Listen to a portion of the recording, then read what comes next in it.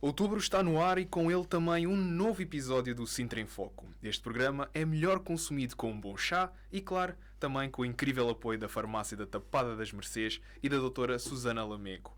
Uma combo perfeita.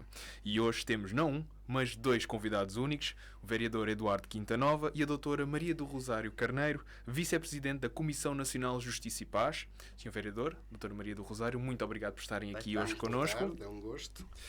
Durante o mês de outubro vai-se celebrar o Dia Municipal para a Igualdade. Qual é que é a importância deste dia, em particular aqui no Concelho de Sintra? Bem, vamos lá ver. A igualdade e as políticas de não discriminação devem estar presentes todos os dias na nossa intervenção, não só na atuação do município, do governo do nosso país, mas também nas nossas organizações. Nós, o dia 24 de outubro, que é alusivo ao Dia Municipal da Igualdade, serve para nós colocarmos maior enfoque nas questões da igualdade e não discriminação e, no fundo, tornar estas questões mais visíveis e mais públicas. Mas não significa que nós não vamos ter a obrigação e a missão de trabalhar todos os dias para construir uma sociedade mais coesa, uma sociedade mais justa e eu às vezes até digo uma sociedade decente, que é aquela que trata os seus membros de igual forma, que não os discrimina em função do género, em função da religião ou de quaisquer outros fatores de discriminação. E, portanto, esse é o trabalho de todos nós. E quando nós pensamos na promoção da igualdade, no respeito pelos direitos humanos, não é uma questão de governos, nem é uma questão de governos nacionais ou locais. É uma questão de cidadania. Todos temos que promover a igualdade e combater as discriminações. Nenhum cidadão está dispensado de combater a discriminação e a desigualdade. Nós há pouco até estávamos a falar a questão de que aqui, exclusivo na Tapada das Mercês, existem mais de 27 nacionalidades, ou seja, podemos até acreditar que o Concelho de Sintra pode ser um dos concelhos a nível nacional que maior diversidade cultural existe. Doutora Maria, da sua experiência já na área e tudo mais, o que é que nos consegue dizer sobre a evolução que a sociedade portuguesa tem tido naquilo que toca à integração das comunidades migrantes, mas também das diferentes culturas que vão sempre aparecendo e vendo em Portugal uma nova oportunidade de vida e também de crescimento? É uma questão um bocadinho complexa de lhe responder de uma forma tão clara como foi a forma como a formulou. Porque o que nós verificamos em Portugal é uma enorme mudança nestes últimos 20 anos. Eu diria 30 anos, porque o grande fluxo migratório para Portugal começou nos anos 90, em que chegámos a ter quase 1 milhão de população estrangeira vivendo em Portugal. E a partir daí, consoante as variações económicas e a situação socioeconómica do país, houve esta variação. O que não nos permite ter uma leitura linear da situação e de como é que o país se adaptou globalmente a uma situação que nunca foi estável, isto é, nós estamos permanentemente numa situação de enorme variabilidade nestes mesmos fluxos, com a diversidade que isto comporta de comunidades em convívio permanente e cotidiano. Mas há, no entanto, alguns fatores que são objetivos e que ultrapassam esta circunstância que é difícil de nós precisarmos como é que o país se comporta, como é que os portugueses residentes se comportam versus as comunidades que chegam. Portam-se bem, portam-se mal, é variável conforme a localização geográfica, conforme as características marcantes daquela localização geográfica, portanto, isto tudo é muito variável para dizermos linearmente, não, nós não discriminamos, ou, sim, nós discriminamos. Não discriminamos isso nos contextos. Vai sempre variando. E tem a ver não só com os locais, mas tem a ver também com os que vêm, porque a reação não é igual. Há sempre uma enorme diferença de resposta conforme as características daqueles que chegam. Mas eu dizia que há, no entanto, uma marca que nós podemos objetivar dizendo que é positiva. acho que Portugal se pode orgulhar da política de acolhimento da imigração. Aliás, foi reconhecido internacionalmente como tal, e é mérito de todos aqueles responsáveis políticos e institucionais que trabalharam na definição da política de imigração para Portugal. Na altura chamava-se a CIDI, e o Governo tiveram uma clara visão do que é que deveria ser, em termos de política pública, a definição global e geral para acolher as pessoas, devolvendo-lhes a dignidade que muitas delas tinham perdido em todo este processo de saída dos seus países. Portanto, de um ponto de vista, eu diria, institucional, legislativo, nós podemos dizer que estamos bem. Claro que temos sempre que afinar, temos sempre que melhorar, há sempre questões que não estão claras. Depois, por vezes, nós temos um quadro legislativo, um quadro jurídico bom, um quadro institucional bom, mas depois a prática fica assim um bocadinho emperrada, porque há pessoas que são mais papistas como do que o Papa, como nós dizemos em Portugal, então fazem uma aplicação muito linear e muito rígida daquilo que está previsto, não são facilitadoras daquilo que, no fundo, o legislador quis ser, que era facilitar todo um processo de integração. Isto também é uma aprendizagem que se faz e também tem a ver com o contexto geral e com a conjuntura geral do próprio país. Quando nós estamos mais estáveis e nos sentimos mais afluentes, tudo é mais fácil, e até nos aplicadores da lei. Quando as situações ficam mais instáveis e mais inseguras para nós, o aplicador também torna-se muito mais exigente e muito mais rigoroso, mais papista que o Papa. Portanto, eu não lhe consigo responder claramente àquilo que me colocou, mas eu acho que isso é muito positivo, dizer isto assim, de forma muito sincera da minha parte, e porque acho que é verdade, e o Dr. Eduardo, o Sr. Vereador, estará de acordo comigo. Nós temos a sorte de termos uma política de acolhimento que quase que diria exemplar no contexto europeu. O ano passado eu tive a oportunidade de participar numa reunião internacional, exatamente no âmbito de uma rede europeia que há das Comissões Nacionais de Justiça e Paz, que foi em Bruxelas e Louvain, etc. E nós tivemos contacto com comunidades migrantes em Bruxelas. Eu deparei-me que num país que é considerado por todos nós um paradigma do desenvolvimento, etc., pessoas que residiam, naquele caso concreto eram marroquinos, que residiam em Bruxelas há mais de 20 anos, que tinham filhos que tinham nascido em Bruxelas, eram todos estrangeiros. Todos estrangeiros. Ninguém tinha acolhimento. Naquele contexto estavam todos acolhidos numa igreja, porque não tinham uma igreja que estava desativada para o culto e que tinha feito enormes divisões com planejamentos para que cada comunidade se acomodasse, de pessoas que viviam há dezenas de anos num país que, à mercê da política de imigração, não se conseguiam integrar e trabalhavam e pagavam impostos, mas não conseguiam integração. E as crianças, e dizia-me esta senhora marroquina com quem eu falei um pouco mais, dizia, não tem direitos nenhuns. E nós estamos a pagar impostos. E o meu filho não tem direito ao que nós chamamos Serviço Nacional de Saúde. E pô-lo na escola foi uma dificuldade. Portanto, eu diria que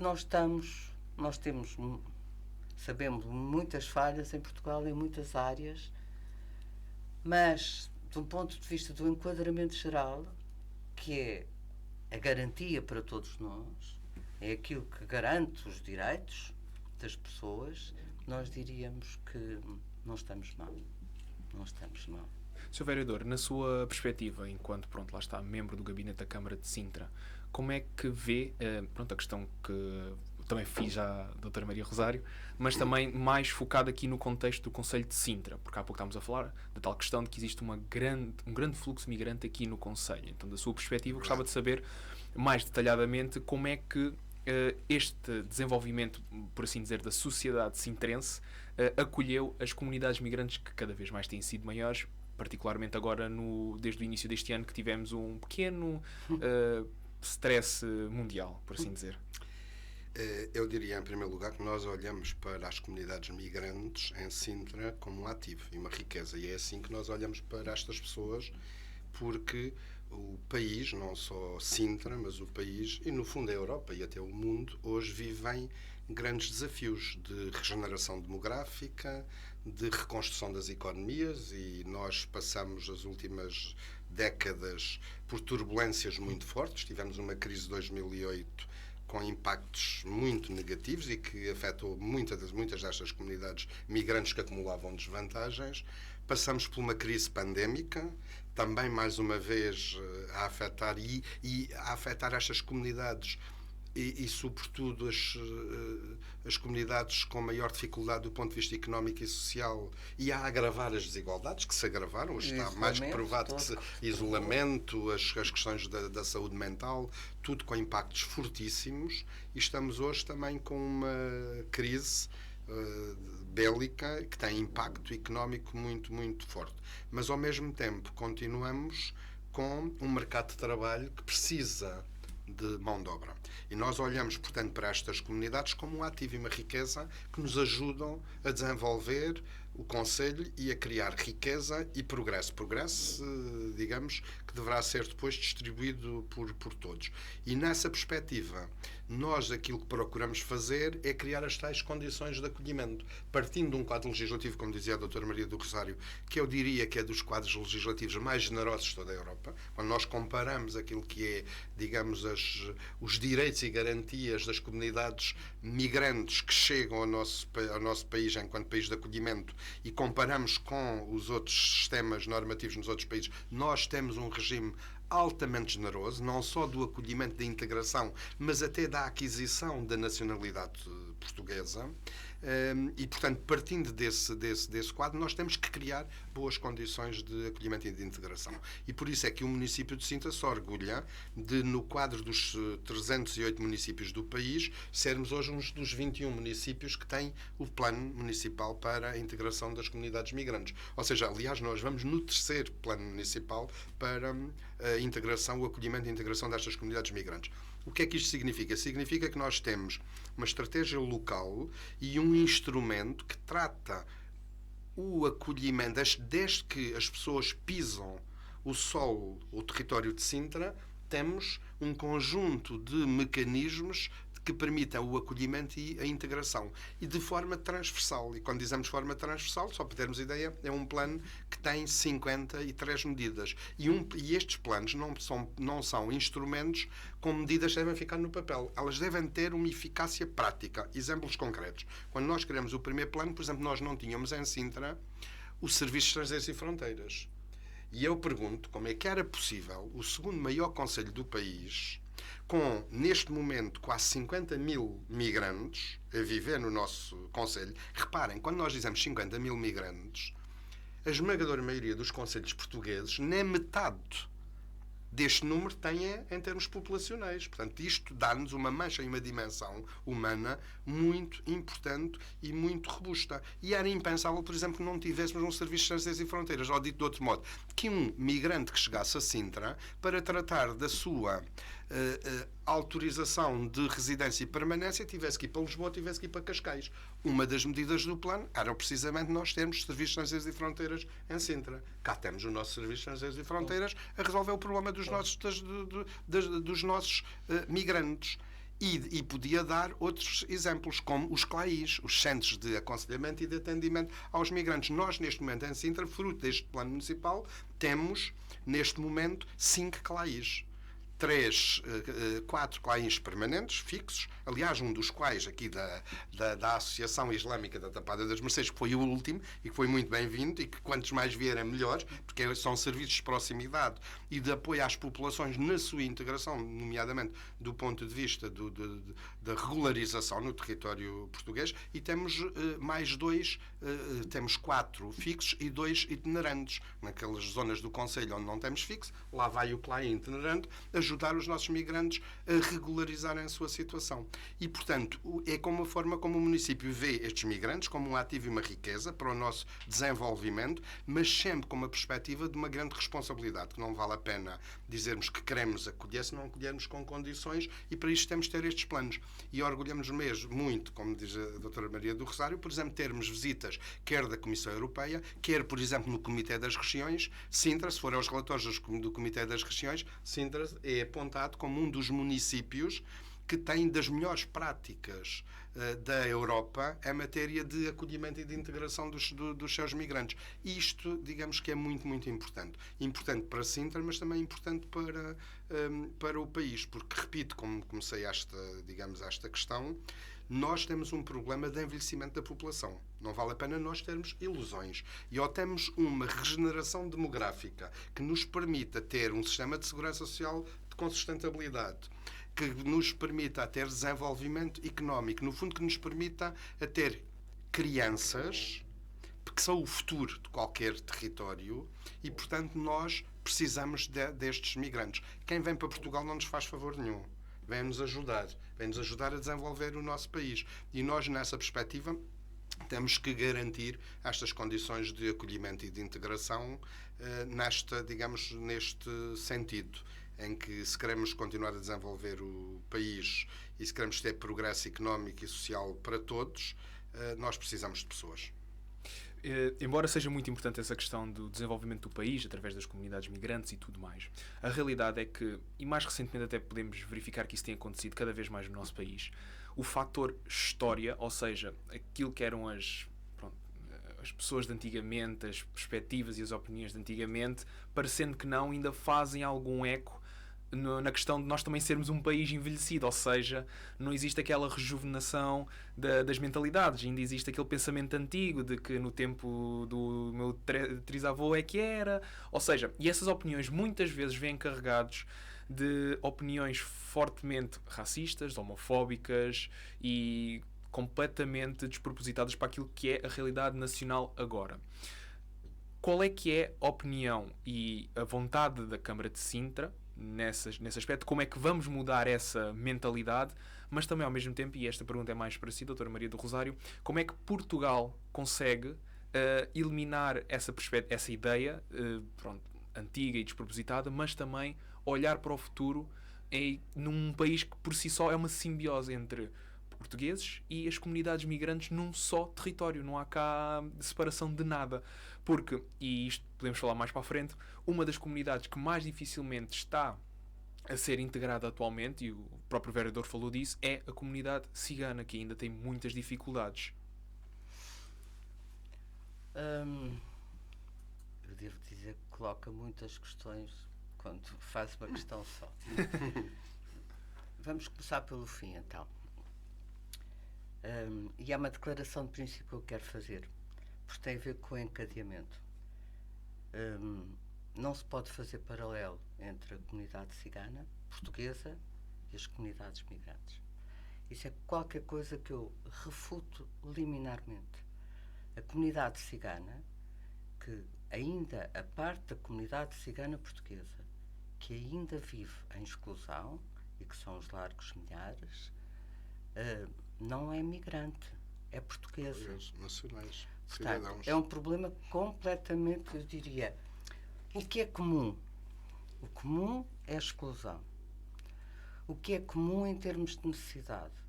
São políticas que ativamente promovam a inclusão em nome da dignidade da pessoa humana, da sua liberdade e da igualdade. Isto é básico para as duas, mas não podemos considerá-las no mesmo patamar, não em termos da intervenção que é necessária, referenciada a estes valores que eu referi, mas em termos daquilo que não são migrantes. Portanto, as questões que se colocam não é relativamente ao estrangeiro que vem de fora. E dizemos, agora temos que saber como é que são os hábitos, e agora temos que atender às necessidades, e agora... Não, são portugueses. E eu diria que o problema destes portugueses que são ciganos, como de outros portugueses que não são ciganos, em primeiro lugar, é a pobreza. É um traço comum dramático. No caso dos ciganos, nós temos a acrescentar depois questões de natureza cultural que funcionam nos dois lados. Quer em termos de aceitação. Mas a aceitação é mútua e a rejeição é mútua. E isso torna um bocadinho mais complexo. Mas nós não estamos... Falamos da mesma coisa quando falamos de integração, de respeito pelos direitos fundamentais, de combate à desigualdade. Mas não é a mesma coisa porque nós falamos de uma comunidade portuguesa que permanece em situação de exclusão e falamos de políticas que têm que promover a recepção das comunidades migrantes em termos de facilitar, de serem facilitadoras da integração. Não é este o caso das comunidades ciganas. Estão cá há 500 anos. Há mais de 500 anos. E tenho que acrescentar isto, porque é qualquer coisa que eu tenho dito publicamente muitas vezes. Continuo sem compreender como é que, de um ponto de vista da integração, da definição de políticas que tenham a ver com esta questão, que é a promoção de uma estratégia nacional que visa a integração de uma comunidade nacional que permanece numa situação especial de exclusão, esteja acoplada ao tratamento das questões de imigração. É qualquer coisa que ultrapassa o meu entendimento. Porque, como acabei de dizer, o objetivo é a integração de migrantes e de todos os que estão excluídos, e neste caso concreto, a pergunta que me faz, da comunidade cigana. Mas não é igual, porque são imigrantes e os outros são portugueses. Exato. É a mesma questão da pobreza que estava a falar há pouco. É uma questão de pobreza. E isso tem que ser ultrapassado, não é? Tem que ser ultrapassado para ver se conseguimos. Mas a sua questão tem a ver com fenómenos de rejeição da sociedade maioritária, que se aplicam naturalmente relativamente aos estrangeiros que chegam, consoante as suas características mais ou menos próximas connosco, e não só, e consoante nós nos sentimos mais ou menos ameaçados por vagas de pessoas que vêm de fora e que podem de alguma forma ameaçar vagamente ou intensamente o que nós imaginamos do nosso bem-estar e dos nossos direitos nacionais. Relativamente à comunidade cigana, eu distinguiria dois tipos de atitudes discriminatórias. Eu diria que uma é comum a todos os pobres. Tem a ver com a atitude de discriminação e de rejeição relativamente ao pobre. Porque o pobre, tal como as pessoas que são oriundas de grupos específicos, é o destinatário de muitos anátemas, de muitas classificações, não é? Portanto, tem muitas etiquetas. E as etiquetas que são aplicadas ao pobre são aplicadas à comunidade cigana, acrescentando-se mais umas de natureza étnica, que tem a ver com presunções que se têm relativamente aos comportamentos culturais, sociais, etc., desta mesma comunidade. São sempre presunções. Algumas vezes têm algum fundamento de verdade, porque tem a ver com um ou outro caso que foi identificado e que rapidamente se generalizou. Infundadamente, porque não teve fundamentação científica, empírica, etc., que dissesse aquele comportamento é verdadeiro, mas ele foi generalizado. E cristalizou-se aquele conhecimento. No fundo, eu estou a falar de preconceitos, não é? Todos nós, consciente ou inconscientemente, atuamos com base em preconceitos, não é? A promover a inclusão de populações que estão em situação de exclusão, para além de políticas ativas de natureza económica, de natureza social, tem que haver este enorme trabalho que tem a ver com o combate ativo às estereotipias, aos preconceitos que, no fundo, determinam os nossos comportamentos. Era uma outra das componentes da sua pergunta. Como é que isso faz? Olha, isso faz naturalmente, e dizendo, dando uma resposta que é um clichê, através da educação, naturalmente. Mas para se fazer através da educação, tem que se querer. Tem que se querer, em primeiro lugar, tem que se querer politicamente. Tem que se reconhecer como um problema, porque, por melhor que seja a política pública, ela vai esbarrar sempre nos seus executores e nos seus destinatários. E para que a política pública seja também ela própria bem concebida, ela também tem que se despojar destes mesmas estereotipias e preconceitos. Muitas das vezes, políticas públicas muito bem intencionadas de intervenção visando a integração de populações, como não ouviram as populações, elas enfermam das estereotipias e dos preconceitos da sociedade em geral. Portanto, no fundo, tem que haver uma alteração de metodologia de intervenção, que não é só a educação. A educação tem a ver com a formação das pessoas, dotá-las de conhecimentos, etc., que lhes permitam ser mais livres, mais justas, mais adequadas na sua intervenção. Mas metodologias de concepção da intervenção. E para isso temos que estar todos juntos, porque todos fazemos parte. Quem concebe e aquele a quem se destina. Que o Sr. Vereador referiu, vamos fazer estudos científicos para conhecer, para saber. Eu diria que, para além de estudos científicos, para saber, para conhecer, tem que se lá ter os destinatários também. Eles estarão lá enquanto objeto de estudo científico, mas eles têm que estar lá enquanto como autores também da concepção daquilo que vai ser feito, como formuladores daquilo que querem e daquilo que precisam, para poderem negociar na fase ainda da concepção, porque nem sempre aquilo que nós pensamos que precisamos de facto, não é? Portanto, tem que se ajustar sempre o real e o sentido. E isso só se faz em diálogo, mas em diálogo que nos coloca a todos no patamar de igualdade. Daí a importância de vez em quando precisarmos de dedicar dias, meses, horas para falar do tema igualdade. Enquanto as sociedades não conseguirem combater a desigualdade, nós não conseguimos nem eliminar a pobreza, nem eliminar a discriminação e a exclusão. Portanto, de facto, o grande pontapé de saída é a promoção da igualdade. E para isso são necessárias metodologias ativas que, estudos científicos, ótimo, mas sobretudo metodologia ativa de concepção, de desenvolvimento, de execução e sobretudo de avaliação daquilo mesmo que se concebe com os destinatários do que se concebe. Sr. Vereador? Eu diria que estou muito de acordo com aquilo que o Dr. Maria do Rosário acabou aqui de nos referir.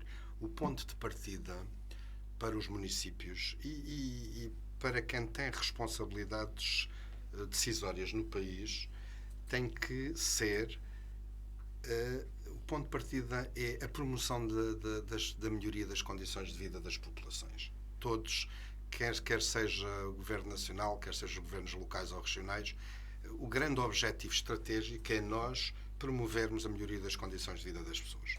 E nós só promovemos a melhoria das condições de vida das pessoas se tivermos a eliminação de assimetrias territoriais e combatermos as várias desigualdades. E estas desigualdades, elas colocam-se a vários níveis.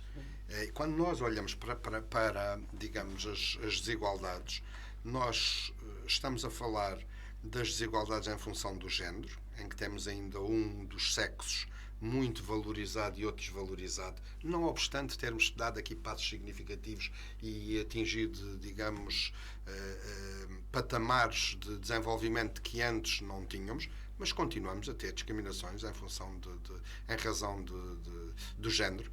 Continuamos a ter discriminações salariais nas empresas, continuamos a ter menor participação das mulheres na vida política, menor intervenção... Nas finanças, então, é quase zero. Exato. Menor intervenção das mulheres nos cargos de decisão das empresas e das organizações, mas podemos estar a falar de desigualdades em função da raça, da origem étnica dos migrantes, que normalmente são objeto de um conjunto de discriminação e até a tal cultura ancestral que se olha para estas populações como se viessem roubar os nossos postos de trabalho, viessem, digamos, roubar o nosso lugar no Portugal.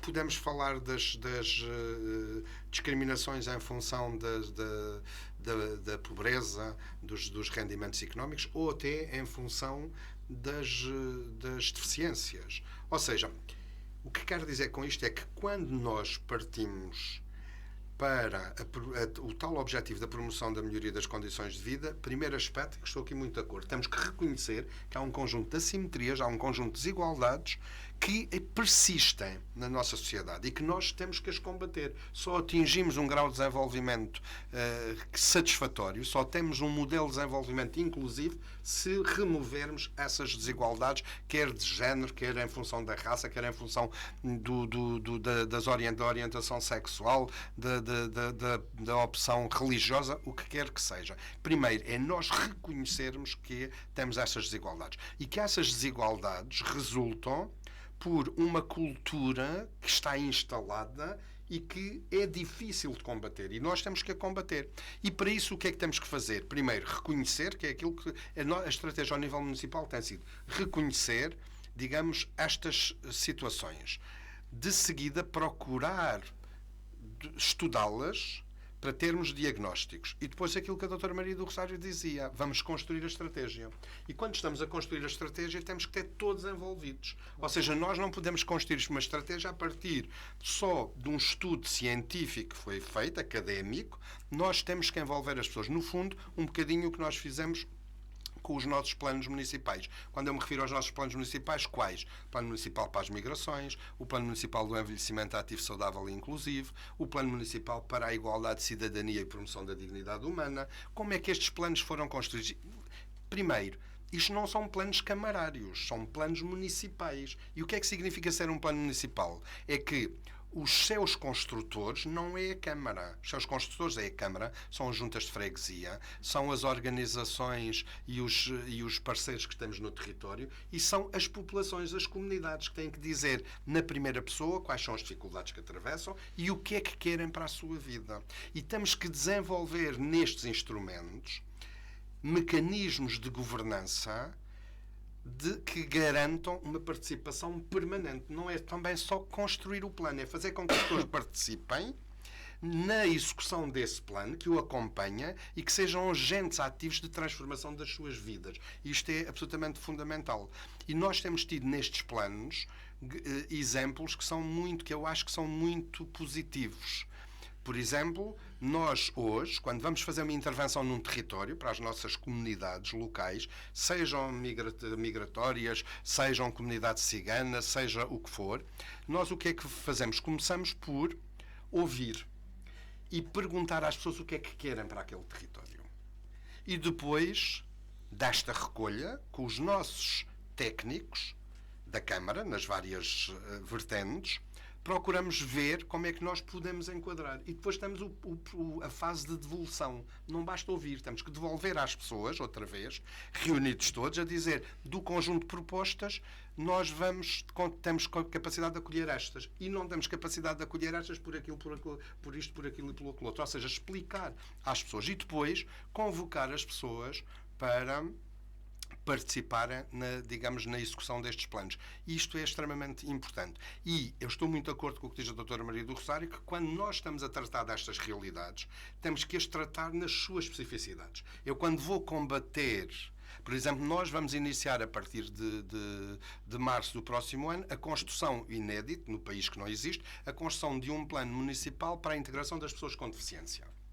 Nós temos que ter a noção, ou seja, um plano que trate de forma global e integrada os problemas das pessoas com deficiência, face ao emprego, face à formação, face à habitação, as dificuldades no acesso à saúde, na sua participação em comunidade, nas organizações. Ou seja, e encontrar um conjunto de medidas com estes cidadãos e as suas organizações para podermos melhorar a sua qualidade de vida. Mas quando nós estamos a criar este plano, não é o mesmo plano que estamos agora a trabalhar, por exemplo, de integração para promover a integração, uma melhor integração das comunidades ciganas, que, como diz a doutora Maria do Rosário, são comunidades de cidadãos nacionais. Ou seja, nós não estamos a falar de migrantes, nós estamos a falar de cidadãos de pleno direito que são tão portugueses quanto eu, quanto a doutora Maria do Rosário, ou quanto o nosso entrevistador. E o que é que isto significa? Significa que quando nós estamos a construir estas respostas de intervenção territorial e comunitária, nós temos que o fazer em função, primeiro, das desigualdades que encontramos, para as remover, e em função daquele grupo específico. E, de algum modo, trabalhar com estas populações para combater, nunca esquecendo um outro efeito no resto da população. Ou seja, eu não posso fazer um plano só para ir aplicar àquela comunidade. Porque o objetivo é integrá-las. Exatamente, é integrá-las. Ou seja, a restante comunidade tem que ter também a preparação, a capacitação e a sensibilização que aqueles cidadãos são tão cidadãos quanto eles, são iguais. E este é muito está importante. A ser dito, há bocadinho eu disse, tenho medo que me ameace. O que promove de forma muito significativa a segregação das pessoas entre si é o medo. E o medo tem a ver com desconhecimento, com ignorância. As pessoas não se conhecem. E sabem, umas coisas têm a ver com os tais preconceitos, as tais estereotipias, as tais ideias que ficaram cristalizadas no tempo e que foram passadas intergeracionalmente e, por vezes, foram reforçadas na nossa geração. Não são só os mais velhos. Os mais novos também, e eu já tive essa experiência. Portanto, pessoas da minha idade com opiniões. Deixa-me só dizer o seguinte: eu costumo dizer uma coisa que era bom que todos refletíssemos. Eu costumo dizer que quando nós andamos na escola, promovemos a igualdade de oportunidades e depois crescemos e desaprendemos. O que é que eu vejo numa sala de aulas de crianças? Não há discriminação. Portanto, se aceita a criança, são todos iguais. Abraçam-se, beijam-se, convivem, interajudam-se. E crescemos. Parece que desaprendemos a lição. E isto tem muito que se lhe diga. E, portanto, é preciso atuar junto à comunidade em geral para combater este tipo de Mas situação. Mas sabe, é que é muito fino este tipo de discriminação. Nós pensamos sempre que ela se situa sempre ao nível da comunidade. Portanto, o que nós temos que fazer é fazer grandes ações massivas, dizemos nós, de informação, de sensibilização, os mídias a colaborar e etc. Felizmente tenho reparado que recentemente, quando há assim tumultos que envolvem comunidades com características especiais, normalmente já não há identificação das características específicas dessas que é muito comunidades. importante. Sim. Isso, de facto, é um passo que foi dado diferente. Mas fala-se destas coisas como se fazendo esta coisa que é assim muito difusa, muito pouco, tem contornos muito pouco específicos para permitir uma intervenção bem clara, pensamos que vai-se resolver. Mas é muito mais profundo, sabe? Porque quando nós vemos que a nível de aplicadores, da lei que é comum para todos nós, há uma diversidade de interpretação, consoante e conforme. Eu diria que aquilo que se está a verificar há uns cidadãos que têm direitos e deveres. E há uns cidadãos que têm uma coisa que nós dizemos que são direitos, mas são não direitos. Vou passar a dar só um exemplo muito concreto, porque é qualquer coisa de gritante. Todas as crianças portuguesas têm que frequentar a escola até aos 18 anos. Verdade? Bom, os pais, em termos gerais, cujos filhos têm absentismo escolar, os pais, as famílias, as crianças são sinalizadas pela Comissão de Proteção de Menores. E, em regra, há consequências. Ou a criança tem umas medidas, ou os pais têm outras medidas, ou a criança, no limite, é retirada da família. Porque a criança tem que ir à escola. Até a lei geral, em termos abreviados e simplistas. Como é que é possível que tribunais nacionais, com juízes nacionais, digam que uma menina cigana pode não ir à escola em respeito da cultura dos seus pais, é um não direito. Porque esta criança, o que ela tem é o direito à educação, que está a ser negado. E não é por nenhum respeito à cultura. Os direitos têm hierarquias. Nós dizemos, em primeiro lugar, o direito à vida, depois o direito ao trabalho para ser alimentação, o direito à alimentação, o direito à educação. A educação é a alimentação. É a alimentação do desenvolvimento humano. Sem educação, nenhum ser humano se desenvolve. Portanto, quando eu permito que uma cultura altamente respeitável, não estou aqui a desmerecer nada das características culturais, mas quando uma cultura é inibidora de um desenvolvimento de uma pessoa no contexto onde ela vive e no contexto ao qual ela pertence, consentir nisso é um não direito. Claro. É uma violação de um direito fundamental daquela criança. E eu agora aqui não vou dizer que foi a comunidade no geral que cometeu esta discriminação, não foi a comunidade cigana que se auto-excluiu por esta prática fundamentada em opções culturais ancestrais, foi um doutor juiz que aplicou esta decisão. Não é um, são muitos mais.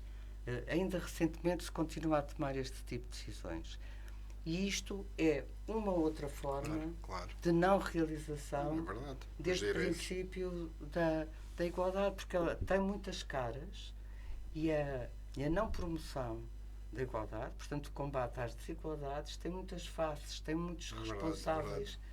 E, portanto, tem que haver aqui uma chamada intervenção que é permanente, quase que diria que é tão permanente quanto a respiração. Não tem tréguas. Porque tem que se olhar para todos os setores, porque quando o rendimento social de inserção se aplicou como direito, como um direito que as comunidades excluídas ciganas tinham, e o que é que eu quero dizer com isto? Quando se disse o direito a receber o rendimento social de inserção é acompanhado por um conjunto de deveres. Quando isto se aplicou como um direito, o que é que nós verificamos? As crianças ciganas estão na escola, como acontece a qualquer outro cidadão português com quem se contratualiza o rendimento social de inserção. As mães estão nas consultas de saúde materno-infantil, as crianças estão a ir ao centro de saúde terem as suas vacinas. Portanto, quando se aplicou um direito como um direito real, estamos a promover igualdade. Estamos a combater a estereotipia. Está a ver? Isto não é os comportamentos da comunidade que diz, não quero que o cigano alugue a casa ao lado da minha. Não. É muito mais vasto. Portanto, todo o combate relativamente de combater a desigualdade, é muito mais positivo dizer promover a igualdade. Mas eu só promovo a igualdade se combater a desigualdade e se conseguir identificar claramente quais são os níveis, as etapas onde ela se situa e dizer assim, enquanto ela permanecer eu não consigo remover o fator de exclusão. Acho que isto é uma bela maneira de terminarmos o episódio. Eu, por mim, continuava a ouvir a doutora Maria do Rosário a falar, mas infelizmente temos horários a cumprir. Senhor Vereador, doutora Maria do Rosário, muito obrigado por terem estado cá hoje, por tudo aquilo que estão a fazer, e um especial obrigado também à Câmara de Sintra por todas as iniciativas, e esperemos que se tornem um exemplo para ser espelhado por todos os vários concelhos aqui do nosso país. Isso era muito bom. Claro, também agradecer o apoio da Farmácia da Tapada das Mercês e à doutora Susana Lamego por tudo o que tem feito neste nosso programa. O Sintra em Foco regressa para a semana, por isso até lá, bom fim de semana e obrigado por estarem mais uma vez ligados à rádio Sintoniza-te.